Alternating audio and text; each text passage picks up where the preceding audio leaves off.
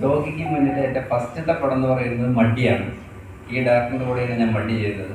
4 വർഷം എടുത്തു ആ ഡയറക്ടറിൻ്റെ കൂടെ മഡി ചെയ്ത് റിലീസ് ചെയ്യാൻ. മഡിക്ക് മുന്നേ എൻ്റെ എക്സ്പീരിയൻസ് എന്ന് പറയുന്നത് സിനിമയിൽ ഭയങ്കര എക്സ്പീരിയൻസാണ് ഉണ്ടായിരുന്നത്.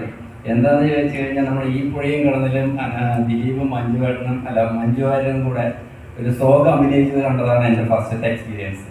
രണ്ടാമത്തെ എക്സ്പീരിയൻസാണ് അതിനേക്കാളും വലിയ എക്സ്പീരിയൻസ്.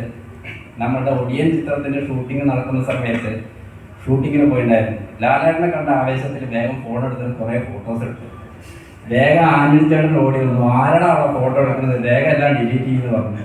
ആരൊക്കെ ഓടി വന്ന് എൻ്റെ ഫോൺ പിടിച്ച് കമൻറ്റ് ഡിലീറ്റ് ചെയ്തിട്ടില്ല. ഇതാണ് എൻ്റെ സിനിമയിലുള്ള എക്സ്പീരിയൻസ് എന്ന് പറയുന്നത്.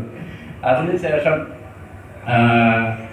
അത്യാവശ്യം കഷ്ടപ്പെട്ട് മഡി ചെയ്തു.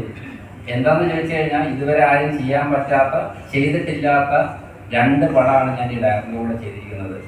Never seen content once again from the makers of Muddy എന്ന ടൈറ്റിൽ കിട്ടാൻ വേണ്ടിയിട്ട് തന്നെയാണ് 3 വർഷം കഷ്ടപ്പെട്ട് പാലക്കാട് നിന്ന് മധുരയിൽ പോയി അവിടെ താമസിച്ച് അവിടുത്തെ ഓരോ മനുഷ്യന്മാരുടെ എങ്ങനെയാണ് അവരുടെ ബിഹേവിയർ, കൾച്ചർ, എന്തൊക്കെയാണ് അവർ ചെയ്യുന്നത്, കെടാസൻ്റെ വിടുന്നതിനെക്കാട്ടിലും മുന്നേ ഒരു കെടേനെ എങ്ങനെയാണ് വളർത്തിയെടുക്കുന്നത്, അതിനെ എങ്ങനെയൊക്കെയാണ് ട്രീറ്റ് ചെയ്യുന്നത്, അതിനെ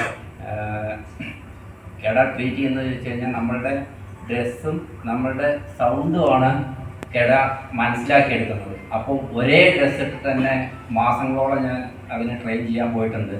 അതിനെങ്ങനെ ഫുഡ് വെക്കണം, എന്ത് ഫുഡ് കൊടുക്കണം, എങ്ങനെ അതിനെ ട്രീറ്റ് ചെയ്യണം, അടിച്ചു കഴിഞ്ഞാൽ എന്തൊക്കെ അതിന് ഇഞ്ചുറി വരും, അതിനെ എങ്ങനെ ട്രീറ്റ് ചെയ്യണം എന്നുള്ള കാര്യങ്ങളെല്ലാം പഠിച്ച് ക്ലിയർ ചെയ്തതിന് ശേഷം ഒരു മധുരക്കാരൻ എങ്ങനെയാണോ ഒരു നോർമൽ കെടേനെ വളർത്തി അവൻ്റെ ലൈഫ് അവൻ കൊണ്ടുപോകുന്നത് അത് A to Z പഠിച്ചിട്ടാണ് ചെയ്തിരിക്കുന്നത്.